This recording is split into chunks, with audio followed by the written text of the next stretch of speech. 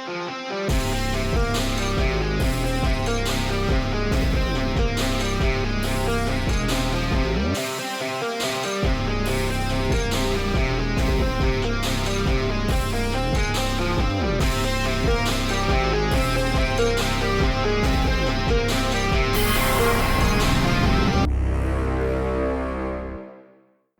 to the Skiffy and Fanny Show's Torture Cinema. I have the power! That's a better one than in the fucking movie. I'm Shaun. And I'm Daniel. And on this live Torture Cinema show, we'll discuss Masters of the Universe from 1987, starring, among others, Dolph Lundgren, Frank Langella, Courtney Cox, Billy Barty, Robert Duncan McNeil, and again, many more. It was written by David Odell and directed by Gary Goddard. There was absolutely no product placement in this movie whatsoever. You did not see None. A whole stack of Pepsi cans. Was not present.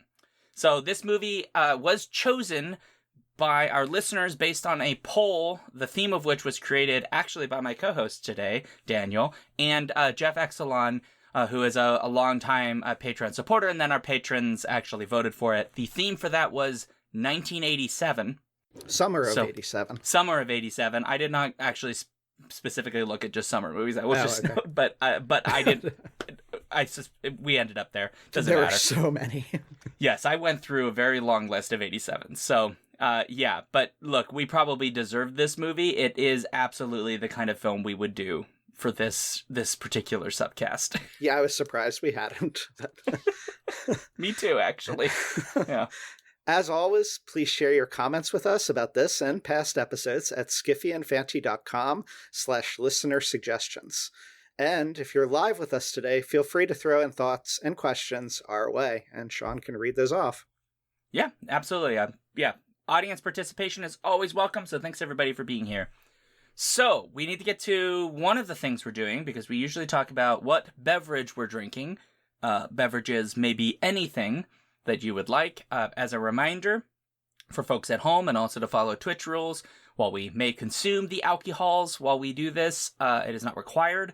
And one should, of course, drink responsibly. Do not drink and drive. Do not drink to excess. Don't do anything that will kill your liver. Your liver is an important organ and you need it.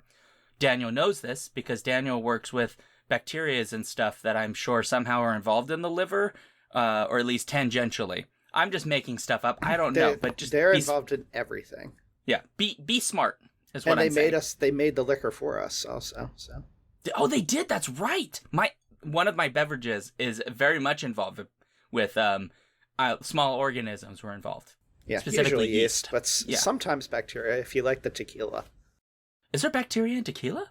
Well, bacteria is what ferments the agave to make tequila, and this is one of my favorite stories I heard.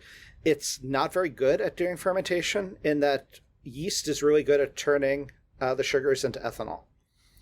The bacteria that does it for tequila, though, doesn't just make ethanol, it also makes lactic acid.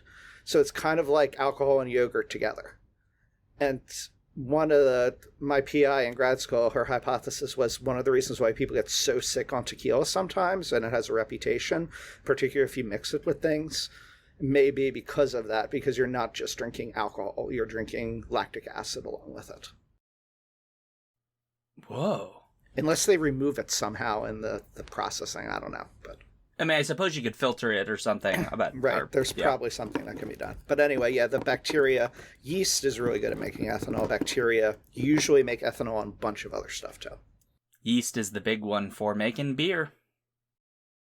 Anyway, we're off topic. Yeah, well, we're still on topic because we're talking about beverages. But Daniel, what are you drinking tonight? I made a Boilermaker tonight, which is a cider with some whiskey.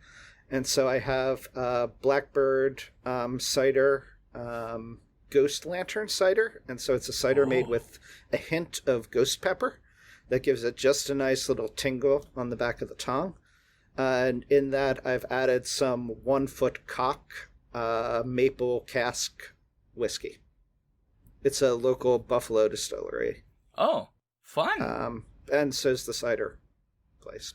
Oh, that's fantastic. So a Buffalo Boilermaker. Cool. And what about you, Shaun? What are you drinking? So I have two today. One because I was worried that I would drink through all of this because it's a very sweet drink.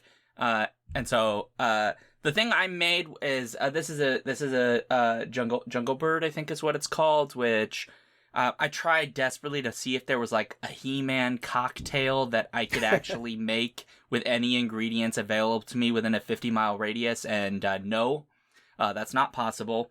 There was also no Masters of the Universe cocktail, although if you want to get a bunch of tiki like beverage drinks for various He-Man characters, you can get those, and there is supposedly a bar in some city that's probably New York that makes cocktails named after things from He-Man, but they did not provide any recipes. Jerks. So I couldn't do it. So I made a Jungle Bird. Jungle Bird has dark rum, usually has some form of Italian red bitters. I used Apersol because it's a little bit more orangey, a little sweeter, and I didn't want to waste my Campari for a mixed drink because Campari is expensive. And I love Campari. So I mixed that in there. What is Campari? Campari is also an Italian bitters. It is very fragrant. It's got a nice bite to it. It's hard to describe. They use it in a Negroni or a Garibaldi. Oh, okay. But I really like it, but it is definitely like you either like Campari, you don't like Campari. But it's in that same kind of camp as like a Jägermeister or anything in that, like where it's a bunch of herbs and then made into like that a we're bitter not going to tell you liqueur. what it is. Yeah. Yeah, I don't know what's in Campari, actually. It's probably like human blood. So, but Campari's very good. But there's a bunch of different like Italian liqueurs that are like slightly bitter. Apersol is just a little bit sweeter. It's more orangey. A little less intensely better than Campari. I like Campari better. But in any case, there's that. There is pineapple juice, some lime juice, and a little bit of simple syrup just for a little bit of extra sweetness. The rums I used in this was the last of my Bacardi, whatever the black rum, Bacardi Superior black rum I had left, which I think was like half a shot. And then I used some Kraken. Some Kraken. Ooh. So there actually is a Masters of the Universe related cocktail. Wait, what? So he's not in the movie, but one of Skeletor's minions from the toy line and the cartoon and the comics is Whiplash. And so there is a Whiplash cocktail. It is brandy, sweet vermouth, dry vermouth, and triple sec. I have all of those. So hold on, I'm going to be back. If you need a digestive, you can lift that up. It's a little late for me to go get it. No, no. As I was looking at the characters, I was like, Whiplash. That sounds like one. I did have a chaser. I saw this at the store. I realized it's probably reversing the image. It's a Michelob Amberbuck, their dark lager. Oh. I decided to try it because some of the big breweries have done okay stuff of like more limited run, a little bit more flavorful stuff. And I'm just going to tell you that Michelob, fucking fix yourself. Because if this is what you call an Amberbuck, you need to fire your brewmasters. Like, they even have the audacity to put like these little like medals on here, like they fucking won anything for this. Like, come on, this is no. They're ersatz medals. It says an American rock-style lager brewed with 3 unique malts, including roasted and caramel specialty malts. Bullshit. None of that is in here. It is carbonated water. That's what this is. Really? It's that dilute? It's just and flavorless? Watch this. Watch. I'm going to taste it, and you're going to see my face.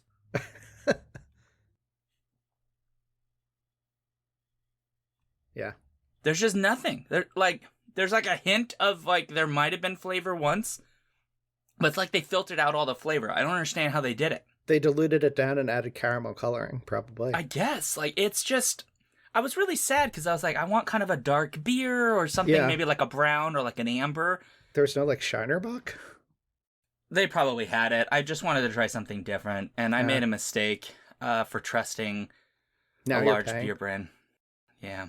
That's just sucks. I understand what you're saying, though. Some of them do have things that aren't half bad. Yeah, like the limited release or the. Yeah, like Coors has a couple of stuff that's like their smaller release stuff that is. I mean, I wouldn't rate it really high, but it's it's got okay flavor, and this one just, I don't understand. I think, like, when you suggested that they might have put, like, caramel color in it, like, it might just be Michelob with caramel color. Right. Because it doesn't taste, there's just nothing to it. It's just, like, it just makes me sad. Like, what's the point? Why bother making, like, the only reason you make this, like, I'm sorry, I'm really getting, like, I'm a beer snob right now. The only reason you make this is you want to kill things that could cause, like, gut problems because you're living in the post-apocalypse. That's it. It's the only reason you make this. You don't make this because, like, gosh, I need a good drink. You make this just so that you don't get fucking dysentery because you're drinking out of an old stream. That's just sad. Like, you can do better than this. Up until the very end of that, everything you said was also completely applicable to this movie. I mean, you're not wrong. I don't know if it would give you intestinal problems, though, per se. I mean, you don't have to eat this movie or drink it, so you wouldn't get... If this movie were a food or a beverage, it would be causing dysentery, though.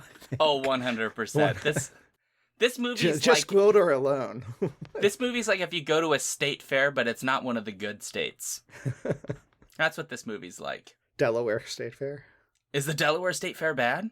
I don't know. I'm just trying to think of states. We're going to get so much hate mail from Delaware. They're going to be like, no, our state fair's good. Maybe there's... It's definitely not Minnesota's. I mean, other than the people, the Minnesota State Fair is pretty nuts. There's a lot of good stuff in there. But I've never been to a state fair, actually, so... I mean, I would tell you to go, near a city, then there was never a thing, really, so... Do they not have a state fair in New York? Well, I grew up in Pennsylvania, but outside Philly. Oh, and they have fairs, like, in rural areas, like county fairs, and I'm sure there was a state fair somewhere, but... Do not all states have state fairs? If we were to go to something, we'd go to, like, Philadelphia. I'm sure Pennsylvania has one. I don't know if every state has one. I know that California has one because I lived there. I don't remember if Florida has one. If so, it's probably just in a swamp. So, I don't know. But anyway, in either case, we got to get to this movie. And I have elected you to explain this movie, even though you didn't know that until this exact moment. Alrighty. Because I actually still don't fully understand what this movie is, other than they need to get the gray skull. Like, that's the only thing I know. I have no explanation for this movie. So if you don't know anything about He-Man or Masters of the Universe, and you come into the theater or into your home cinema and turn on this movie, I'm guessing you have no fucking idea what's going on. Because the movie does absolutely nothing to sort of set the exposition or provide context for what is going on, other than in the most vague, general kind of sense. And part of that is because it drops you into the action, as it were. Or no, I shouldn't say that. It drops you into right after all the action happened, into a post-battle kind of. And so Skeletor, who is evil, has invaded Castle Grayskull for power. And those familiar with Masters of the Universe will know that the power of the ancients of the planet Eternia is housed in Grayskull. And that power is also what gives He-Man his power to fight the forces of evil. So constantly throughout the toy line mythos and the TV series, we have a visitor, Skeletor is trying to, with the help of his minions, get into Castle Grayskull to capture the power in there. Aside from He-Man, the Castle Grayskull and the power of the ancients is protected by a sorceress. The movie begins with Skeletor in Grayskull. The sorceress is captured. Eternian forces have been decimated, and Skeletor's troops are kind of running rampant. This has apparently happened because Skeletor was able to get hold of some magical key, which is this device that looks like a probe or a coffee thermos with big pointy stuff sticking out of it that twirls. Or a musical instrument, perhaps. Yeah, or a musical, or a Japanese synthesizer, if you want. That was invented by this short creature named Gwildor, and I don't even remember the name of his species. I don't think it was ever in the show. Anyway, from this other species, non-humanoid species or non-human species. It's basically a space dwarf. A space dwarf, yeah.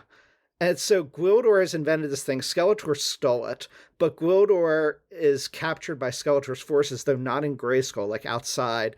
And He-Man and his friend Man-at-Arms and Man-at-Arms' daughter Teela see Gwildor captured and rescue him.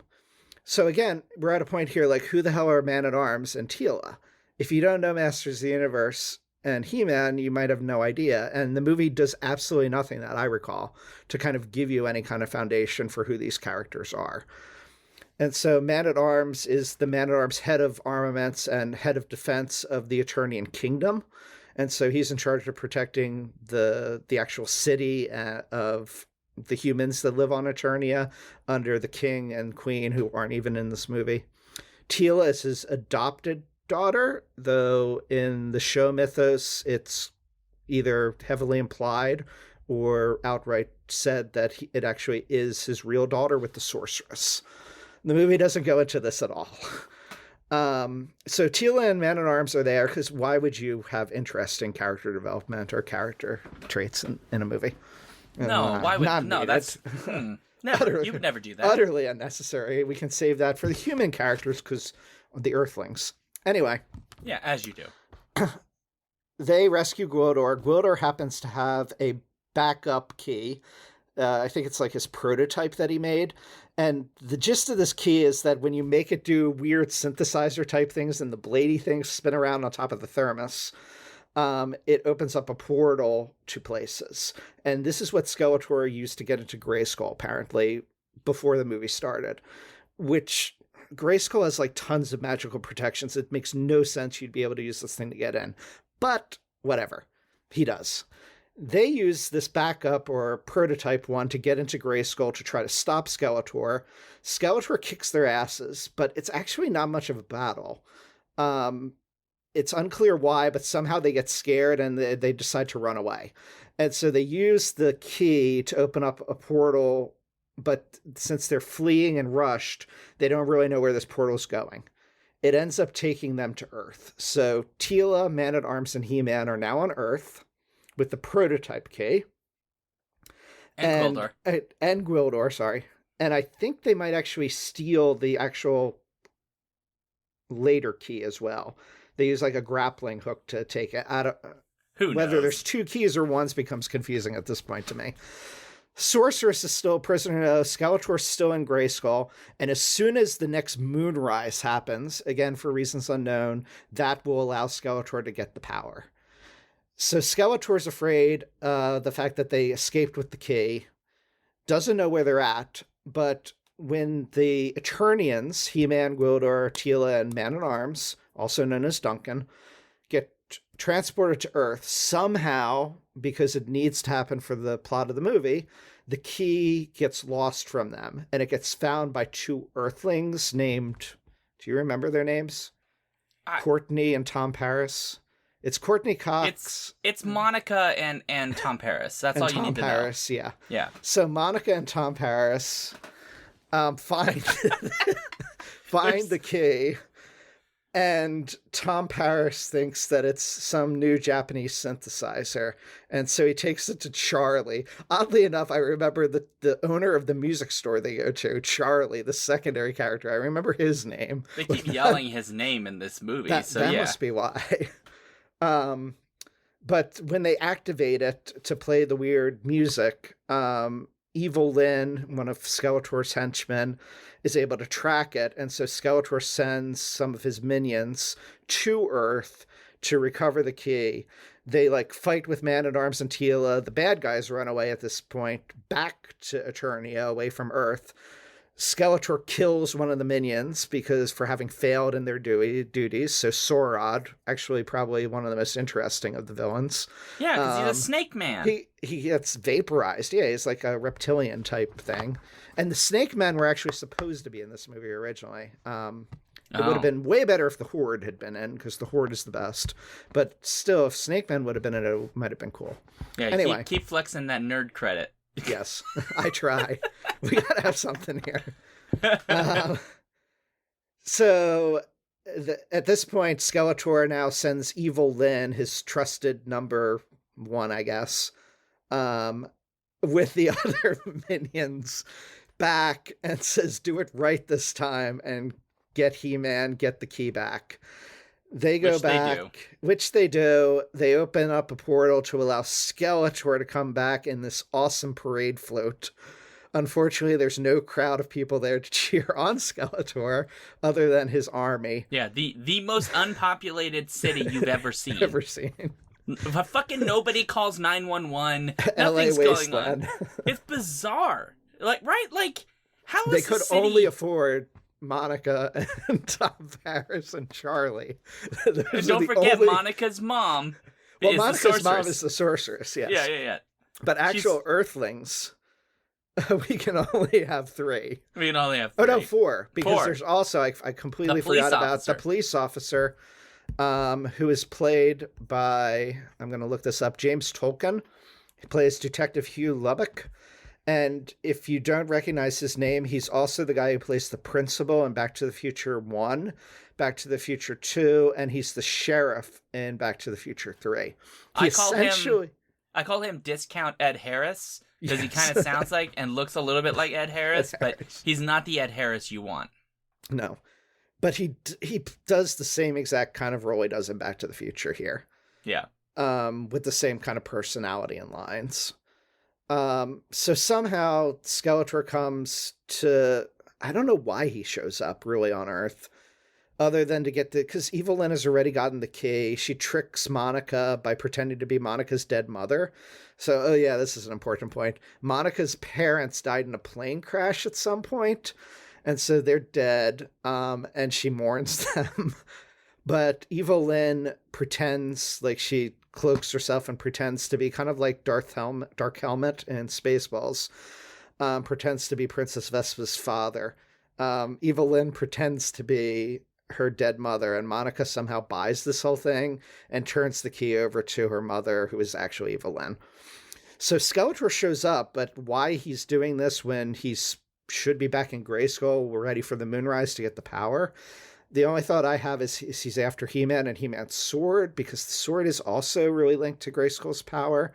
But again, the movie doesn't really explain this much. But they fight with some somewhat cool air surfboard discs that also appear in the cartoon as well. And I don't remember how, but somehow things go back to Eternia. Oh, they capture the good guys. So Skeletor captures the good guys, take them in chains back to Castle Grayskull, rather than killing them, to witness Skeletor's grasp of power upon the Moonrise. But He-Man, kind of like Samson from the Book of Judges in the Bible, like calls on his strength, manages to grab the sword, does the iconic "I have the power," even though he's already He-Man. And why he's doing it at that point, I'm not sure. But he doesn't do it too well, but he gets the power. He and Skeletor have a sword fight. Skeletor falls down a big pit a la Palpatine, and the sorceress is freed, and the other minions kind of run away. And so then a very bad epilogue. Wait, hold on. Did I miss something? No. You didn't miss it, because when we watched it last night, we're recording the day after we did the live chat, you had jokingly referenced whether or not there was a post-credit scene, but like our Amazon stream, there is. Yeah. The Amazon stream just automatically was like, nah, fuck this. We're going to go to whatever the next movie is. And I didn't catch it in time, so I was like, nah, whatever. There must not be a post-credit scene, right? But there is. Apparently, Skeletor emerges from the bottom of the pit out of the water and says, I'll be back. Be back. Yeah. And it's one of the earliest post-credit scenes in a movie, I think. I can't believe we missed that. You know, we might have really needed that in order for this film to be good. They tried to make a sequel as well. They did. It did not happen. So this film is partly, not alone, but partly responsible for the closure of Canon Films, one of the production companies behind this, because they also were behind the film Superman 4, which was also on the poll this year, and a film called Life Force, all of which didn't do well. Have you seen Life Force? No, I don't know that I want to. It's a Tobe Hooper film, so it's probably it's a Tobe Hooper, yeah. It's not good. I can already tell you. I know it's sci-fi, but I don't know too much. Anyway. I know people love Tobe Hooper, but I watched the Texas Chainsaw Massacre, and I was just like, eh. Oh, I love Texas Chainsaw Massacre, but I guess I just never found that very good. I just don't get it. I feel like there were better movies. There's like a perverted charm to it. I don't know. The second one is even more crazy, though. Have you seen the second one? But it has Dennis Hopper in it. Okay, it has wacky lines. He plays the like crazed uncle of one of the kids that was killed in the first movie, and so he's basically out hunting the family for revenge. Oh, that's kind of fun. It's I want to say Tobe Hooper directed that one too, actually. But in any case, it's an underrated sequel, I think. Okay, interesting. Well, maybe Life Force will end up on our, because I'm pretty sure it's not highly rated. Welcome to the stream, KelSwitch01, Configuration Queen. I also didn't say hello, but welcome to the stream as well to you. Welcome. We did have some questions that came up while you were trying desperately to make this movie make sense. Yes. One of them was from Kartura, who's also here. Welcome, Kartura. You get 3,000 points. What would they have at the Eternia State Fair? Ooh. They would not have meat, because as we learn in this movie, the consumption of meat is not considered acceptable. They are all either vegetarians or vegans, I guess. Or at least Tila is. Or at least Tila is, yeah. I suppose it did seem like Gwildor was not particularly happy about eating it. Yeah. But seemed that he could be converted because he did find the barbecue wings to be particularly good. Tasty, yeah. Yeah. But Duncan must have had it in the past, at least. He must have. He also took a very pragmatic approach of, like, when you're starving, you take what you can get. So, which is fair. The Eternian State Fair would be effectively a Renaissance fair. Yeah. Because that's, at least from the cartoon, that's pretty much what all the fairs and festivities that they had were. Oh. They'd have, like, troops that did acting and performances and juggling and acrobatics and such. That's kind of sweet. And there'd probably be, like, lots of cute little creatures that they'd have, like how state fairs have, like, the agricultural components. Oh, okay. So I don't know if they'd have agricultural, but they'd probably have lots of cute creatures as well. And magic tricks. Lots of magic tricks. They'd probably tricks. Have beer. They would, yeah. Yeah, some kind of like... Actually, mead. I feel like it'd be mead. Mead. Yeah, it'd be mead. None of that regular beer shit. If they had beer... Mead and wine. Or if they had beer, it would be like that kind of beer that... Not like an IPA, which is what hipsters think puts hair on your chest, but like a spruce beer. You know, like... One that really tastes like pine needles. Yeah, really gets you just gets you deep down. Yeah. Yeah. So, there's that. Yeah, so, well, okay, look, these movies all... I was talking with a friend tonight about this, and he made the point that this was an era when each movie that was made, including sequels, they just put less money into them. It's like, this movie's a success, do another one for less, do another one for less. And Superman 4 kind of falls into that. And to some degree, this is too, because originally the studio and the director had wanted to do apparently a Spider-Man movie. Oh. And that was the plan.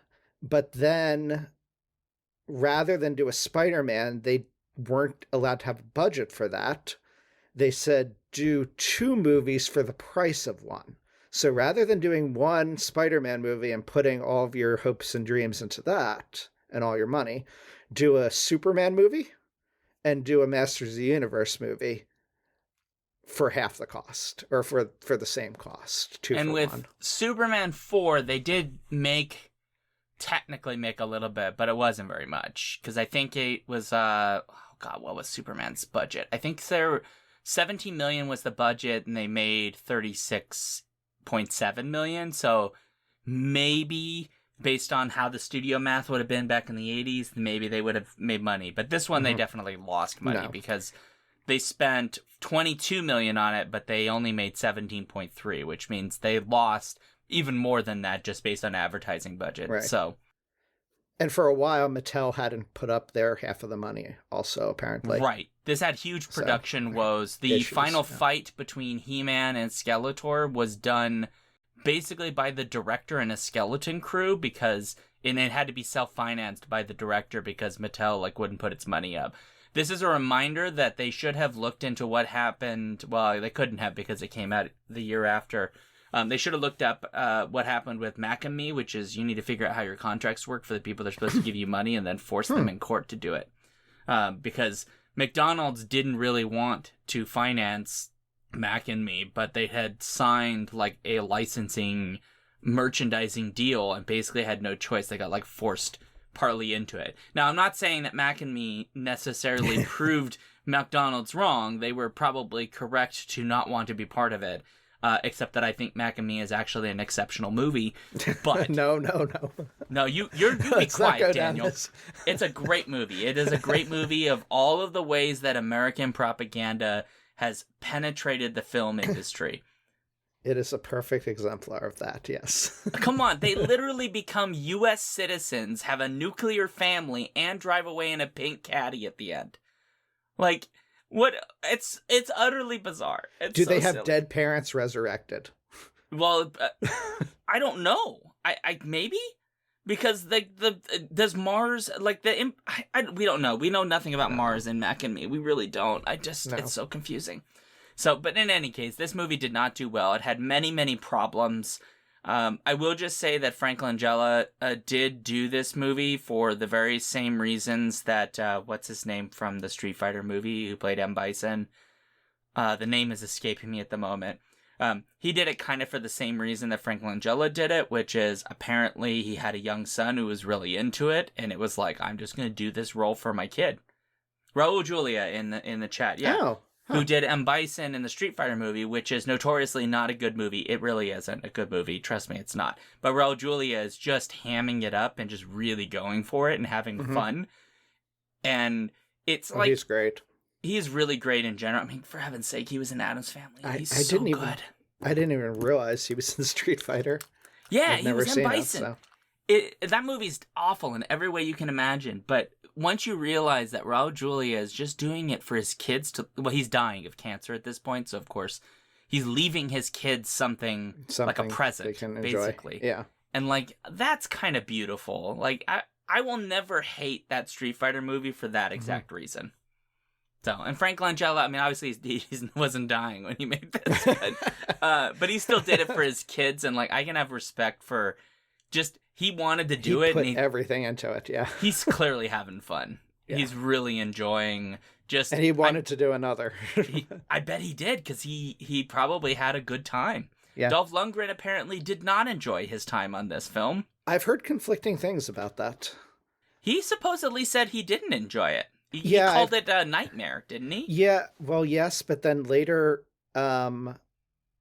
interviews that were done with him, he said that he actually enjoyed aspects of it and appreciated it, particularly in that it was one of the few movies he could show to his kids. And so that's similar to Frank Langella, he thought all of his other movies he could never actually let his kids watch him in, and this one he could. So... Okay, I mean, yeah, because most of Dolph Lundgren, the stuff he's most known for, are pretty aggressive action movies of the 80s and 90s. Yeah, a little bit much. Bloody ones, yeah. That makes sense. I mean, Ultimate Soldier and stuff like that, yeah.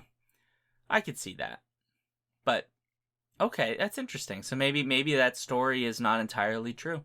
Look, all I'm saying is any trivia that we find is a 50-50 shot. It ain't correct. Right. It's on the internet. It's got to be true. Yeah. I will say that my favorite thing about Masters of the Universe that I've ever read was that when Dolph Lundgren made this, he had basically no acting experience. He spoke English with a very thick Swedish accent, and he was not fluent in English, which means he didn't really speak the language. Because when you say you're not fluent, that means you really don't speak the language that well. But somehow he got his contract so that... he had 3 chances. I don't know why 3, but he had 3 shots to redub his lines in post-production with better results. Because originally Goddard wanted to have his lines dubbed by another actor because, frankly, Dolph Lundgren said no. Yeah. Well, no, apparently Goddard just said, okie dokie. Like, we like his voice better. I will say that it's fine because he has all of 7 lines anyway.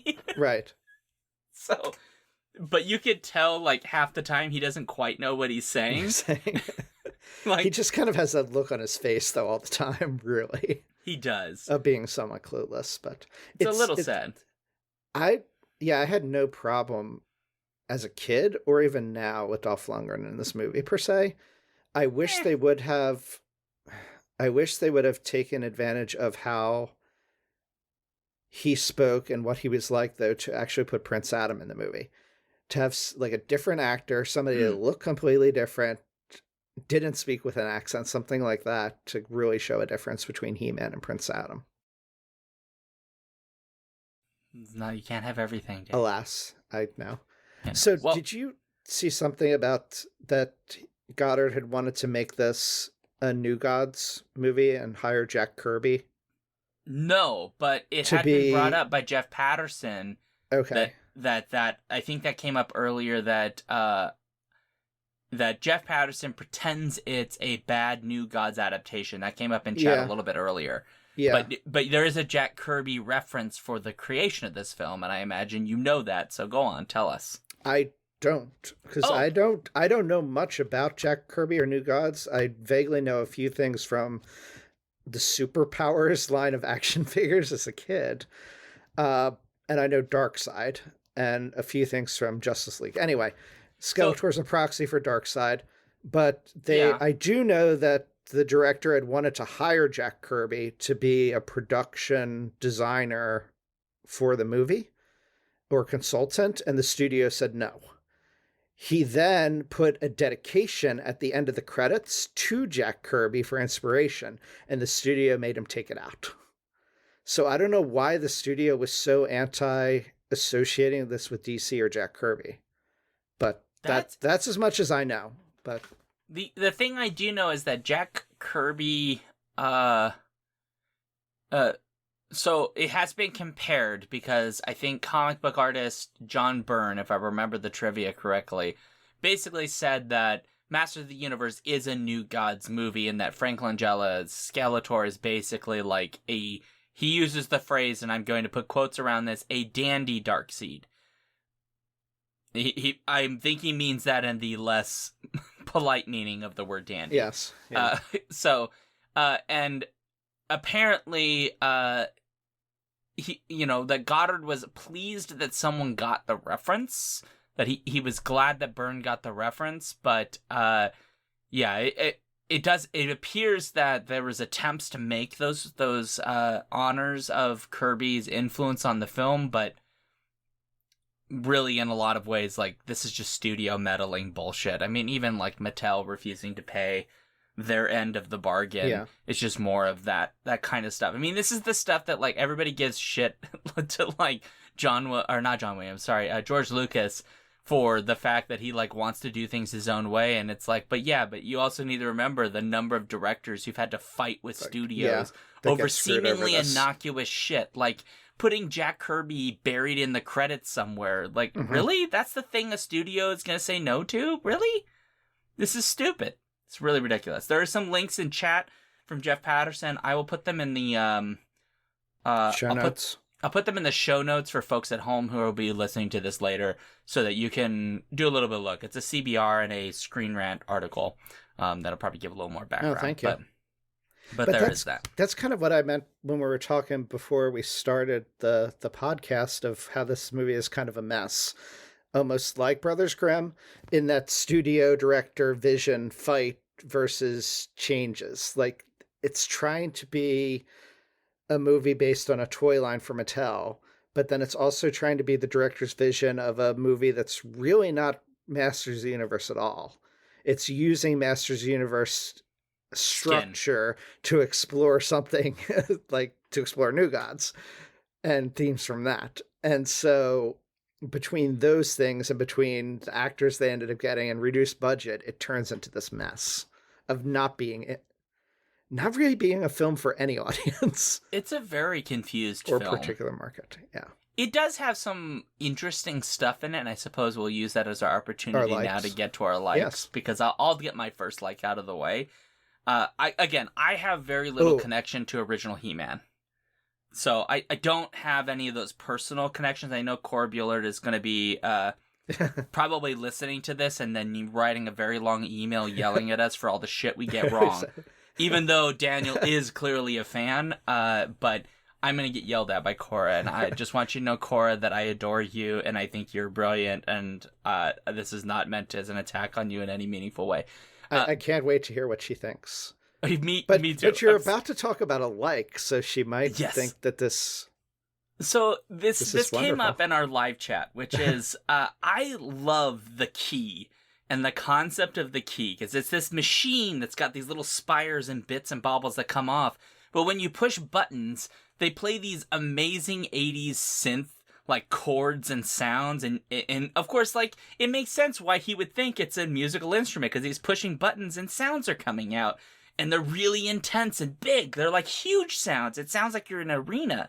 And I love the first part was like, if this isn't an instrument, because I know it's not, but if it wasn't, it's fucking cool anyway. And if it is an instrument, it's like the coolest instrument in the world, because that sound is just, mwah, it's a chef's kiss. But then on top of that, there's this bit in there about, like, the universe is, like, governed by music. And so, like, you can control traveling through space and time through manipulations of music. And I find that utterly fascinating. That, I mean, they don't explore it in any meaningful way, but it's such a cool idea that you know, the thing that, like, they did a good setup. I'll say this. They did a good setup because Tom Paris that's not his actual name, but we're calling him Tom Paris. His whole thing is, like, he's a high school musician in the 80s, which, you know, he fashions himself to be a legit musician. But, like, because of that, it means that he has, to some degree, an innate talent that makes it so he can understand this device's properties, because it's based in music. It's based in musical theory. They just don't explore that in really any depth. I love it. It's such a cool idea. I would love to see that explored at, like, way more depth in anything else other than this movie, because the idea that music, not just as, like, mathematical language, but, like, as a universal language in the universe itself, a thing you can use to communicate with powers we don't understand. That's such a cool, like, I mean, it's new wavy space age bullshit, but it's still really cool. No, 100%. I agree with that. And that music is just so wonderful to hear, because the score isn't the greatest. It's more derivative.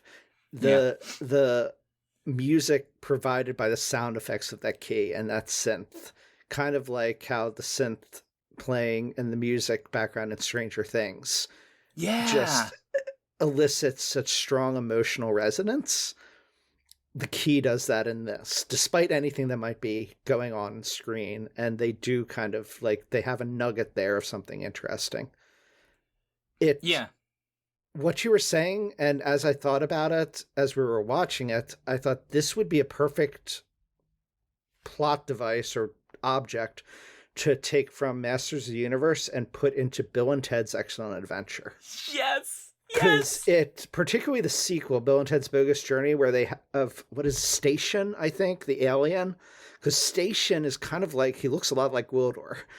I could totally see Station, the musician from the future, playing the cosmic key with that synth music, because it perfectly fits that era of Bill and Ted as well. I mean, it fits the 80s. message of the movies of Bill and Ted as well. Yeah, I love that 80s sound a lot. It's one of the many things I just love about the 80s, is there's so much experimentation with, like, electronic sound.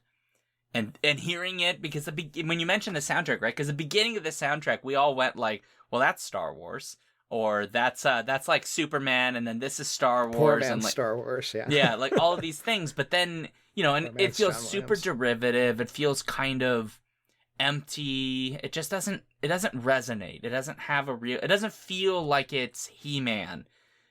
And while I'm not saying the 80s sound effects from the key are He-Man, because they're kind of not, there is something super unique about that in a way that the rest of the soundtrack doesn't have. Like when those like musical sounds start coming out, like you're just kind of for a moment kind of mesmerized and taken out, and you're just sort of going, whoa, this is kind of, I feel like if I were on acid right now, I would be having an experience. Yes. Yeah. They're awesome in the literal sense of that word, really. And it helps with like the light effects that it produces too. It's almost like a drug trip, I guess. But... It is kind of a drug trip. They're all, I love that they think it's a Japanese synthesizer. It's just like, to these poor people in the 80s, like Japanese technology is so alien at this point. Like, yeah, okay, it makes sense. This could be a Japanese synthesizer because why not? It's a very much an 80s reference to sort of the rise of the 80s, of the Japanese like car industry, and game, and because it was right around the same time as NES. That's right. Yeah. And so, I'm just finally watching 4th season of Stranger Things, which they also reference in Stranger Things season 4 with a fake story of the America's answer to the Nintendo Entertainment System and such. The Americtendo or whatever they call it. Americantendo. Good Lord. Well, okay. Well, let's get to your like. What's your like? Which one do I go for? I'll go for the obvious one first because it's the first one I can think of. Frank Langella. He is just, as we've mentioned before, he is fabulous in the movie. He gives the role his all, but he gives it depth and a weight that nobody else in the movie seems to be doing. And that came to even like making his own lines up for the movie. And one of the really famous ones that is out there, I'm going to look it up just so I don't get it wrong. He's talking at the very end of the movie about when He-Man is captured, and he talks about how He-Man's friends have abandoned him. Yeah, tell me about the loneliness of good, He-Man. Is it equal to the loneliness of evil? Evil. Yeah. Which is a perfect summation of Skeletor, because Skeletor is always about I'm evil, I'm evil, I'm evil. But at the same time, throughout everything of Skeletor, and Skeletor likes being evil, but at the same time, Skeletor is lonely. He feels the isolation, and he craves this connection. Aww. And it makes you actually feel for Skeletor a little bit here in that moment. So yeah, moments like that. And there are another like of the movie, I guess, that goes along with that, not related to Frank Langella, is there are bits and pieces where you're like, whoa, you're shocked because there's a really cool line. Or there's something really funny that is said, like when Tom Paris and Monica respond to a question that either one of the other heroes asks, and like one answers yes, definitely, and the other one's like no way at the same time. Yeah. And so there's like a few moments of humor that work here and there that kind of rise above the rest of the movie, and they rise above enough to actually make you enjoy it. There aren't very many, though. No, there's not that many. But... It's a weirdly humorless film. Like, but they make the overall boredom of so much of it. Because you're falling asleep, and then all of a sudden there's at least a nugget to make you say, oh, there's something interesting to get your mind going. I mean, there's something that's cool. There's super cool, like, characters. Because, like, Karg, played by Robert Towers, who folks might know from Star Trek Next Generation. I think he played a Ferengi in that, which makes a lot of sense. I will just say that I hate the Ferengi, and so I will never rewatch that episode because I can't stand the Ferengi. But, Karg is just a bananas character. He's got, like, the most 80s hair rock band. Bouffant, kind of. Yeah, like, it's just, like, all the way down. Like, he is, like, Guns N' Roses on steroids. But he's such a cool looking character, and even the way he talks is kind of cool, and you're just like, oh, this is a neat idea. Tease these out some more. There's like moments where it's like they got the costuming right and the like the face prosthetics right so that it doesn't feel like someone in a mask. Which unfortunately for Frank Langella, sometimes the mask just his Skeletor face doesn't work right for the lines he needs to say, so he actually has to overact in order to get the mouth to work. Right. And he ends up making that work despite those prosthetics. He does, despite I think, after the beginning, because at the very beginning he sort of is a little understated, but when he stops being understated with the presentation, you get more of the motion, and he feels more like a full person. But yeah, he reminded me very much. There's a Captain America movie from around this era as well, I think from 1990. Not a very good movie, but they got some guy to play Red Skull, who also was like fighting his prosthetics because they're trying to make him look like he's literally a Red Skull. But it's the same thing. Like, here's this person who really has a lot of charisma in their acting, trying desperately to act through a bunch of fucking plastic. It's not an easy task. I give Langella a lot of credit here. As a kid, I really didn't like the other villains because so many of them weren't from the toy line or the show. Well, they were added to the toys once the movie came out, though Karg was absent from that. But is he still absent?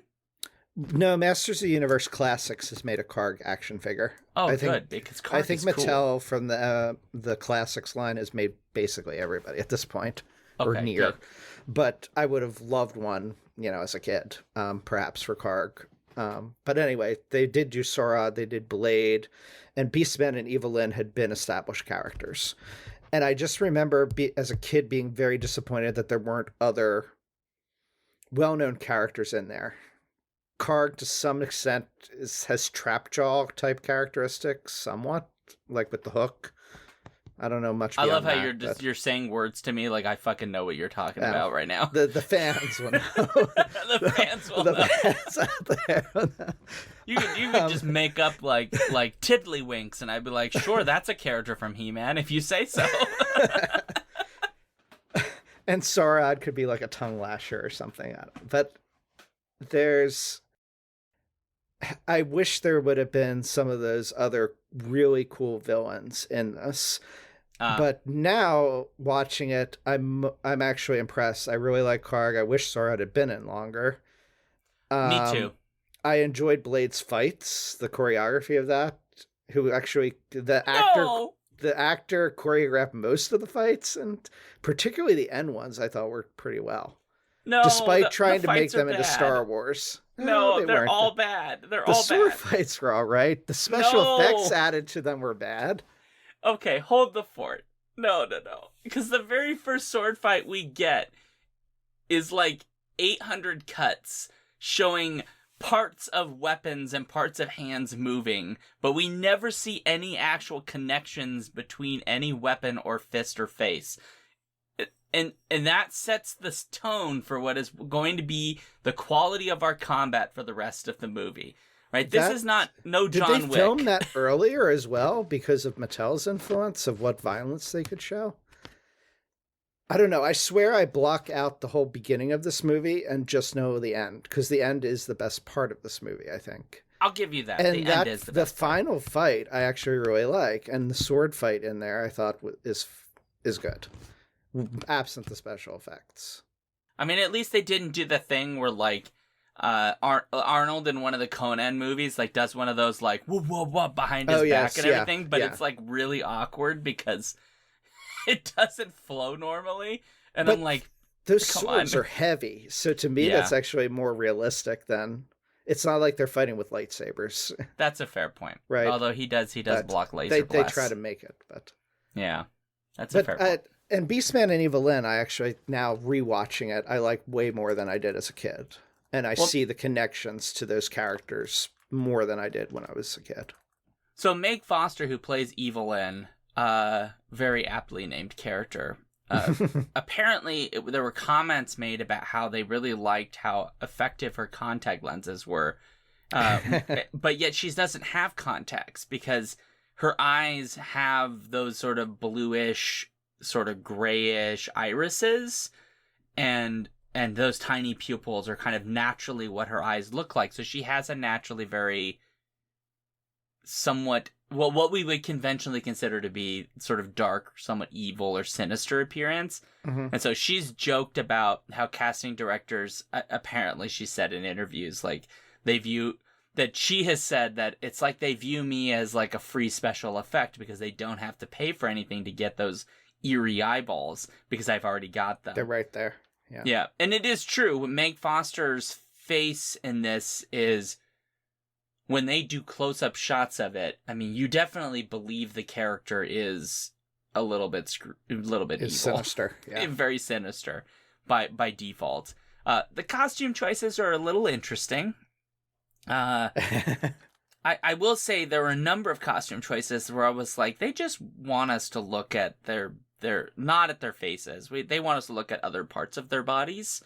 Because what they accentuated at times, it's like, well, I get what you're going for here. Like, to be fair, have you seen the action figures? I mean, no. There. But let's be real. He-Man is basically in a Speedo. Yeah. So I just want you to keep that in mind. Like, and let's be real. And Evelyn's, what's it called? Not bodice, but the breastplate that she has to wear. Right. It was like so heavy on her, like she had to like basically thrust out her chest. Yeah. And so it like the action figures, the costumes accentuate. Yeah. Very much. Yeah. Dolph Lundgren, I will say, looks very nice here. Just gonna say. In the Speedo, yes. And oiled up. I appreciate that, like, I like Arnold because he just plays off his, like, very, very big physical physique. Like, he's a meat monster. Mm-hmm. And I do appreciate that, but, like, I don't necessarily find it as enjoyable as, like, someone who's more normal fit. Because Arnold's not normal fit. That he's bodybuilder fit. He is a mutant. But Dolph Lundgren's more normal. Yeah. Back in the day, Arnold's proportions always looked odd to me. Well, because he's like the doing size of the shit. head versus everything else. Like Dolph was much more proportioned.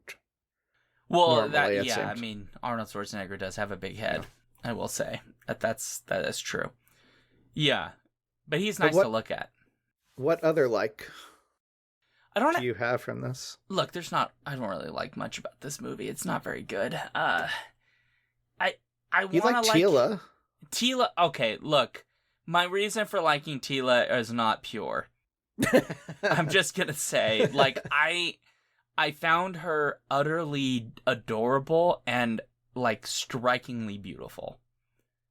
And I don't know if that's what they were going for, but, like, I found her mesmerizing. She has such a great 80s vibe. She does. She feels like an anime character, like with that 80s hair. As a kid, again, I was bothered by how much she didn't look like Teela, particularly with the costume. She certainly acts like Teela, though, and I appreciate her much more now. But do you know the actress? I was very surprised as I was researching this. Yeah. Yeah. Do you know who she is married to? Jesus Christ Superstar? Scott Bakula. Oh my god. Apparently. It's Scott Bakula and she have been married for a while, apparently. Good for them. Which, yeah, good for them. But I was just looking up both she and the guy who plays Man-at-Arms, who they were, because I didn't recognize them from anything per se. I didn't notice that. That's interesting. Man-at-Arms has done a lot of theater work, apparently, and sings very well, which he didn't have the opportunity to do in this movie. But not really a lot of places for it in this film. But no, the teal I thought was really good, and it gets to... One of the likes I had as I was watching it is that the movie doesn't go the route of making unnecessary romance. And not unnecessary, but it's almost like this movie would pass the Bechdel test. Does it? Hold the fort. Does it technically? I'm not sure. Do Monica and Teela have a conversation not about men? I think they do. It's maybe brief. Paying attention. because the movie doesn't have much of anything in terms of There's almost no dialogue. No deep conversation, right? But they have interactions, and it's not about men. And Teela is never. It's not like Tom Paris has like all of a sudden attraction towards Teela, or showing something. Right. There's no triangle. There's no triangle. There's none of that. And there's the relationship between Monica and Tom Paris, but that there's nothing else. And another movie, I would think, would try to make something out of Teela other than what Teela is here. And Teela has always just been a dedicated warrior. Yeah, you're and kind of pointing of Eternia. So yeah, does that make sense to you? And I like that the movie kept with that and didn't try to put something Hollywood in there. Yeah, because you're not wrong that what they would do is they would make Teela interested in He-Man, and there's that moment when He-Man finds Monica. I realize we keep calling her Monica. That's not her actual name, and I don't care. But He-Man rescues Monica, and like he says he found a friend or something, and like Teela like makes a snide remark about it. But it's not there's nothing we've been given to suggest it's out of jealousy. Yeah. It's just kind of like an acknowledgement of like, oh, you did find somebody, didn't you? Oh, okay, boy. Like, I think in a different movie that line would be presented as jealousy, and maybe that's what they intended. But the movie itself does not set up Teela as a romantic love interest of any way, either as one who is interested in He-Man and just is not reciprocated, or implied in any other context. So I think. And similarly, it may imply it somewhat, but it doesn't have that with Evelyn and Skeletor either. It doesn't. You're right, because Evelyn also does not. I mean, Skeletor shows no real interest in anybody but himself, other than people he wants to destroy. Right. Which is kind of a nice choice. Yeah. But I think in a lesser movie, they would have just made Teela like romantically interested in somebody. Yeah. I think that like Master of Arms, he comes across as the dad figure in the group, so it wouldn't be him. It would most likely be He-Man in like the modern Hollywood adaptation, which. Well, yeah, I hope they wouldn't make Teela interested in Man-at-Arms. That would have been disturbing on so many levels. It's a little weird because he is very dad. He's very dad figure. So I agree, but it would be nice if like either. If we did a more modern version of He-Man live action, that like Teela got to be more warrior. Yeah. Because really nobody gets any real substantial action anything. He-Man gets a little bit, but like. And there's no character development at all. None. There's none. This movie is like nobody grows. Yeah. It would have been interesting if they had, because what the fans of He-Man love most, probably story-wise, is the story arc of Teela. And Teela being related to the sorceress's daughter, and her destined to being the next sorceress, and that's exciting. Her wanting to be a warrior and not necessarily wanting to go into that per se. Yeah, they don't explore that in any meaningful way. There's tons of interesting routes they could have taken with this movie, but in terms of the really popular lore of He-Man. Very interesting that Monica's mom would choose somebody other than Monica to be the new sorceress. Yeah. Well, in the movie, maybe it would be completely different. But... Karshura in chat is mentioning that all of the plot points we're talking about are explored in the Netflix animated series, which I have yet to see. So there we go. Yeah. Which Netflix? Is there more than one? Well, there's one Kevin Smith did, which was a continuation of the actual original one. Oh. But then they made another one that was more geared towards little kids, which I haven't seen. Yes, Revelation is that was what the Carl Kevin Smith one. Yeah. Okay. So there you go. Yeah, so those plot points might be explored. I mean, let's be real. We're asking a movie from 1987 to do a lot of work that it probably had no hope of ever doing. No. So let's be real. So let's get to dislikes, because I'm sure we've got plenty of them. So Daniel, what about you? What's your dislike? What's your main most dislike you dislike? The main one is just how the movie begins, just throwing you in with no context and not developing things. I've kind of already mentioned that, though. Mention the music. Do you got one offhand? I got to think for a moment. I'm going to say that I am really tired of Hollywood making movies where snakes or snake people or lizard people, any reptilian is the bad guy, and then killing them off. I'm just tired of it. Yeah. And I think when we were watching it, somebody, it might have been you, it was like, no, not Lizard Man. Right? Is like, that why? And I thought, that's so sad, because there's actually a hero in Masters of the Universe in the cartoon that's name actually is Lizard Man. And he's a good guy. He's from the race of lizards, and he fights with He-Man usually. It's this, like, really obnoxious thing that culturally I understand where it comes from, but because we're pretty much all cultures around the globe, some more than others, and there are exceptions to this, but almost all of them are afraid of or demonize anything reptilian, but especially snakes. And some cultures may view them not necessarily demonic, but may view them for food sources. So there are cultures that eat iguanas, for example, which I don't necessarily personally agree with, but at least like you have more respect for the animal than just viewing it as demonic. But it's just sort of like, it's just a fundamental human misunderstanding of reptilians that I just find lazy, and I'm just tired of it. Like, stop making them... It's 1987, so I guess I can't be that mad about this movie because it was over 30 years ago. But still, like, it's just exhausting. Every single time it's like, it's the lizard person. That one's gonna be evil, because why? Like, but like, why not a fucking alpaca?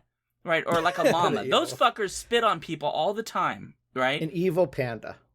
Right, an evil panda, right? That those little mooching bastards, right? They eat one food source, and they like require, and they cost like $1 billion to keep. Right, they're so expensive. Well, those little and those they won't little reproduce. Right, little bastards. They're selfish, right?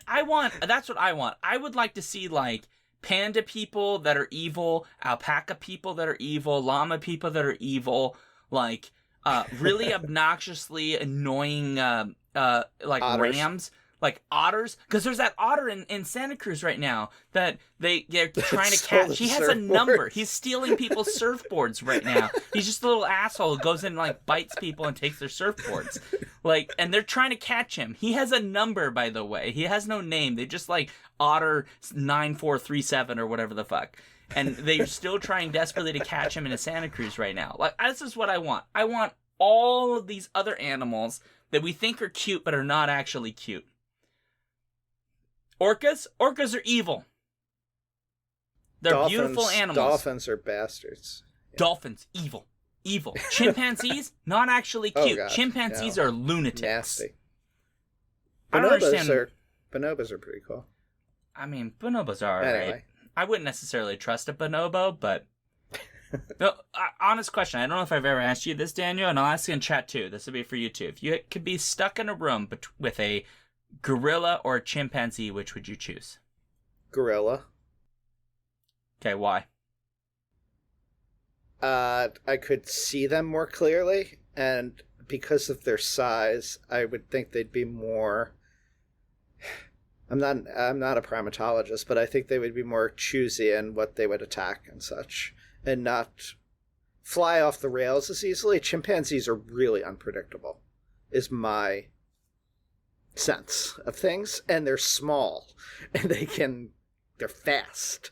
Gorilla are fast too, but I feel like if you just give the gorilla its space and move far away and don't threaten it and act submissive, it's not going to bother you. 100%. Compared to a chimpanzee being really unpredictable. This is the correct answer. If anybody ever answers chimp, the only reason they answer chimp is because they think they're going to get a young chimp. Because if it's a young chimp, you're probably fine.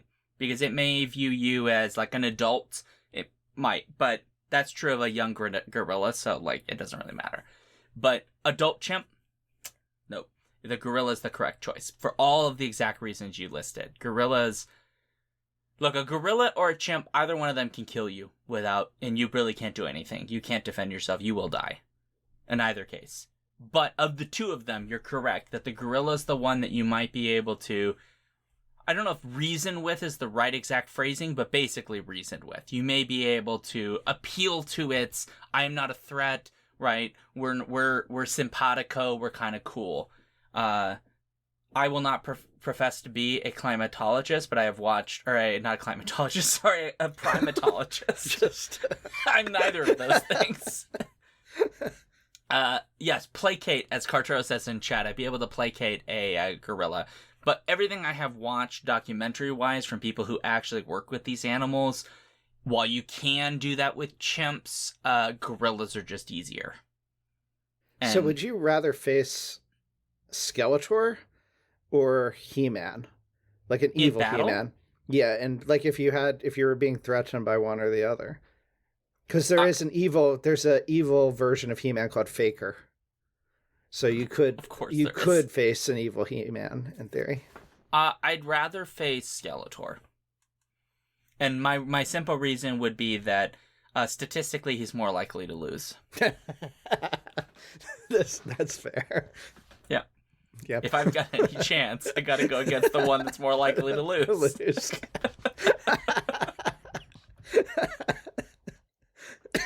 I'm not wrong though. No. That's a completely good answer. I need a dislike, right? You do need a dislike. And I had one. And now it has slipped my mind. I got so into the conversation. So one dislike is, this wasn't the one another one I thought of, but one is how much this movie is trying to be like Star Wars. We alluded to it somewhat before, but didn't flat out say it, I guess. One reviewer, I think, actually called this the Star Wars for the 1980s, which I was like, excuse me, that's Return of the Jedi. If there is a Star Wars for the night, or technically Empire, but like the one that is the most 80s vibes to me, and is similar in some respects to this, is Return of the Jedi. Yeah, that's fair. But anyway, from the music to the design of Skeletor's troops and the Eternian troops, and the sword battle special effects, someone, either you or Andrew, was like, they're trying so hard to make this into a Star Wars lightsaber battle. Again and again. It's trying to be Star Wars when it really shouldn't be whatsoever. Yeah. That was the dislike. Gwildor. Oh no. There are things about Gwildor I do like, so that will be my caveat. But overall, Gwildor is a dislike. And Gwildor exists simply because the movie didn't have the budget to make Orko. Aww. The same reason why the movie sent them to Earth is because they didn't have a budget and they couldn't make a movie on Eternia. But because they didn't have a budget, they couldn't make Orko. Orko is shit upon all the time as being an annoying character. As a kid, I liked Orko. That's why they had the character. And I wasn't bothered by him as a kid. Sure. I would have loved Orko in the movie. As a kid, I found Gwildor exceptionally annoying and couldn't stand him. Now, I appreciate Gwildor a lot more again than I did as a kid. But at the same time, he's still kind of annoying. And in some ways, I think he's more annoying than an Orko would have been in a live-action movie if done well in terms of effects. So I agree. Gwildor's not great. I like Billy Barty. Most people might know Billy Barty from Willow. He plays the main wizard in Willow. And he's fun, and he's quirky, and he's got a really interesting way of talking, but this goes back to the, like, every time you go back in time and they're starting to do the, like, prosthetics and stuff thing, it's like, they either have to just get really, overacting everything, or they just look like they're wearing prosthetics, which is a problem. And that just also kind of like, what is this character really there for? It's just to be like comic relief. And it's not really that funny. Like the bit where to he's show eating... up in sunglasses. Right.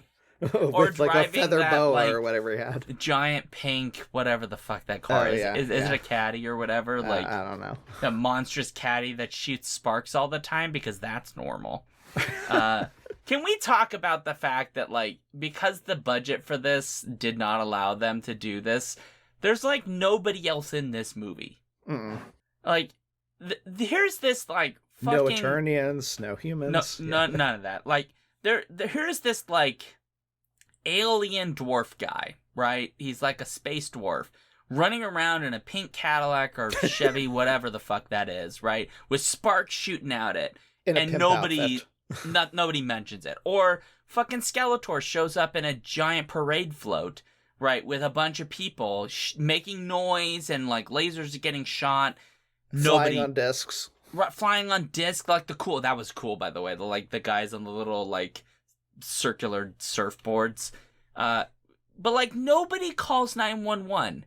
Nobody, like, the only time we ever see other people is we see Charlie from the music store, or we see, like, a handful of cops, or, like, a couple of people at work before all the weird shit starts happening. There were more cops than just the one cop? Yeah, so when the cop guy... Right, I only remember the one cop. So they have the battle in the music store, and it destroys Charlie's music store, and my personal headcanon is it bankrupts him, and he ends up getting very, very hard into selling heroin. That's this my is likely. headcanon. Yeah, very likely. Yeah. Well, particularly since the police guy stays on Eternia, so there's nobody to clear Charlie's name. That's right. So Charlie's probably blamed for everything that's happened. Poor Charlie. So so the police guy, right, like, they take his gun, and, like, all this stuff happens in this battle in the store, and they're shooting lasers, and he's like, what the fuck's going on? All this crazy stuff. And then he goes back to the police department, and he brings back a bunch of cops. And I guess he's, like, higher up. He's, like, a sergeant, or he's a detective, whatever he is, right? So, of course, they're following him. And he's telling them, like, we don't know exactly what he said, but he's basically told them there's a bunch of people shooting, and, like, it's like a gang or whatever. And they're not believing him, because I think this is meant to be, like, a small town where nothing weird happens. That's how he ends up with getting sucked into the other place, into Eternia. Because, like, he brings, like, all those people, and then they just don't buy any of it. I guess there's, like, some thing that happens, and he follows the Cadillac, and it ends up taking him to the group. And then he mysteriously meets a very beautiful woman who happens to like him, even though he's kind of obnoxious. And then he stays in Eternia. In fact, that's the only romantic plot other than Tom Paris and Monica that we get. And that final scene is in grayscale, too, right? Yes, correct. That's bizarre too. Like, that would have been, you would thought that would have been an Eternian palace or something like that. But they could only afford one giant grayskull set, and that's it. So that set is cool, though. It was apparently the largest set ever at the time. Good lord. They had to, like, knock down walls in the studio to make it. So yeah, that's pretty cool, though. They went all out in that regard, but. I mean, it's one of the, I don't know, like, the cop guy, and, like, the set, as cool as it is, like, the cop guy thing, it just comes out of nowhere. Like, he met a woman. When? When did he meet her? When did this happen? Like, do they have speed dating in Eternia? Like, you know, he's just gone on this, like, what the hell? Tila has taken me on a speed dating adventure, and I met this nice lady named Frank or whatever. Well, we have no idea where she's from, and I don't know. Yeah, is she from Eternia? Is she? Like, does she, like, hang out in Grayskull? Is she an alien? Maybe she's the maid. Oh, maybe he met the maid. I mean, maybe the maid's really nice. Because Grayskull gets really dusty, and there's only the sorceress. And her thing, like, she can turn into a bird and fly around, but I don't think she does cleaning. She doesn't do cleaning? It's the one thing the sorceress doesn't do. She needs her feathers to, like, fly. So it's not like she can use them for dusting or anything. So they have a sorceress of dusting. That's her skill, a sorceress of dusting. She also turns into, like, a fucking peacock and is just dusting all the shit with her feathers. Yes. And he met her and thought she was the most exquisite being that ever lived, and fell in love, and his heart was softened out of fucking nowhere because it's not in the story. That is what happened. Yeah. I mean, to be clear, I kind of like the cop. Like, he's playing very much a caricature. Yeah. It would be nice. He works the same way as in the other movies. Yeah. He's fun. And It'd just be nice if, like, there's no time in this movie because the volume of characters they have to have stories for, but it'd be nice if they'd at least add the little bits to help make that story work, of like how he comes to realize, oh, I am the one being the asshole, and I'm wrong here, and I need to be like, because I feel like he's one of those cops where like he takes his job way too seriously. It's not that he's corrupt, it's that he's too cop. Like, no kids will be doing no bad stuff. Like, you're up to no good. I'm gonna arrest people for doing stuff. And slackers.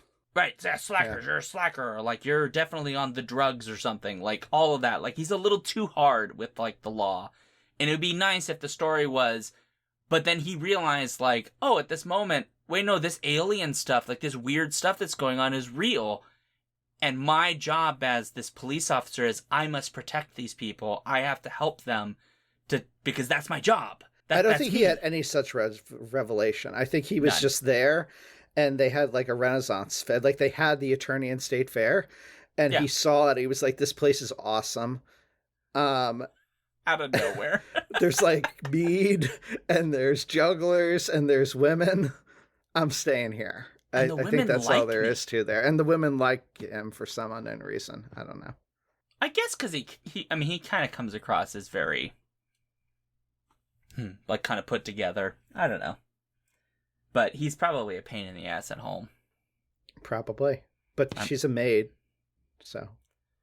We don't know that for sure. You made that up. This is what I'm constructing in my mind. I do not know.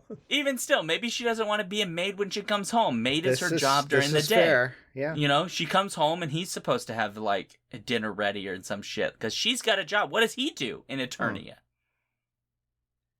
Yeah, that's unclear. Because, I rest my case. That would have been the sequel. That would have been the sequel.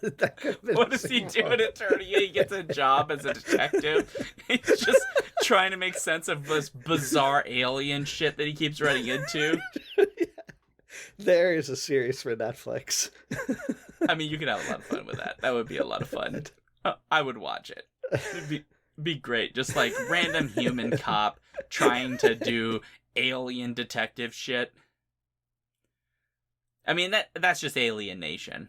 Because like each episode he could be in like a different biome in Eternia. He could be in Avion with Stratos and all those people. He could be down with like Merman. Oh my god. I can just see him, like, he has to go down in some water to talk to some mer people, and he's just, like, in his scuba gear, and he's just, like, super grumpy about it. Like, what the fuck? Why do I have to do this? They could just come to the surface and talk to me, but he has to go down there, and he's just being grumpy. He's trying to, like, light a cigarette, but he realizes he's underwater, and he can't do it. There's no hope. Yeah. There's no hope. He's just... Oh, gosh. You could have fun. It'd be like Grumpy Columbo. Mm-hmm. I like it. I'm into this. Let's make that happen. Call us, Hollywood, after the strike is over. Kevin Smith is your next series. Oh, Lordy.